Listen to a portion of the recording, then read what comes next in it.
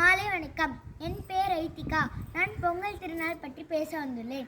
பொங்கல் திருநாள் தைமகள் வந்தால் இளமையோடு, தரணி மிளிரும் துள்ளலோடு, மனமது நிறையும் மண்ணால், புன்னகை பொங்கும் நன்னாள், மகிழ்ச்சி நிறையும் மின்னாள், வாழ்த்தி வரவேற்போம் தைமகளை. தை பிறந்தால் வழி பிறக்கும். தை மாதம் என்றாலே பண்டிகை மாதம்தான். பண்டிகைகள் பல இருந்தாலும் தமிழனுக்காக ஒரு பண்டிகை. இயற்கையை தெய்வமாக்கும் தைப்பொங்கல் பண்டிகை உழவரின் உழைப்பை போற்றும் பண்டிகை. தலைமுறை மாறினாலும் மாறாத தமிழரின் திருநாளான தைத்திருநாள் பற்றி பேச வந்துள்ளேன். தைத்திருநாள் 4 நாட்கள் கொண்டாடப்படுகிறது. முதல் நாள் போகி பண்டிகை. பழைய எண்ணெய் கழிதலும் புதிய எண்ணெய் புகுதலும் என்பது ஆன்றோர் வாக்கு.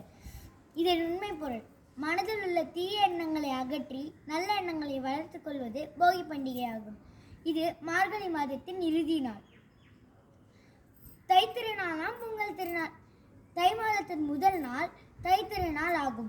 அதிகாலையில் எழுந்து நீராடி வாசலில் வந்த கோலமிட்டு மாவிலி தோரணம் கட்டி புதுப்பானையில் புத்தரிசியோடு வெல்லம், முந்திரி, பால், நெய் சேர்த்து பொங்கலிடுவர். பொங்கல் பொங்கி வரும் வேளையில் பொங்கலோ பொங்கல் என்று மங்கள ஒளி எழுப்பி விளைச்சலுக்கு காரணமான சூரிய பகவானை வணங்குவர். மாட்டுப்பொங்கல் தை மாதத்தின் 2வது நாள்.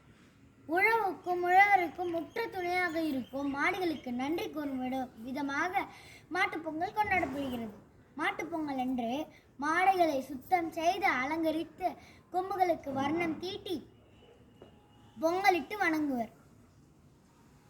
ஜல்லிக்கட்டு, உரியடித்தல், வழுக்குமரம் ஏறுதல் போன்ற விளையாட்டுகளை நடத்துவர். காணும் பொங்கல் தை மாதத்தின் 3வது நாள். காணும் பொங்கல் உற்றார் உறவினர் நண்பர்களோடு ஒன்று கூடி விரும்பிய இடங்களுக்கு சென்று மகிழ்ச்சியோடு கொண்டாடுவது காணும் பொங்கலாகும். தமிழரின் பண்பாட்டை வெளிப்படுத்துவது தைத்திருநாளாகும். உழவின் சிறப்பையும் உழைப்பின் உயர்வையும் உறவின் பெருமையையும் எடுத்து கூறுவது தை திருநாளாகும். இதை நாமும் மகிழ்ச்சியோடு கொண்டாடுவோம். அனைவருக்கும் என் இதயம் கனிந்த பொங்கல் நல்வாழ்த்துக்கள்.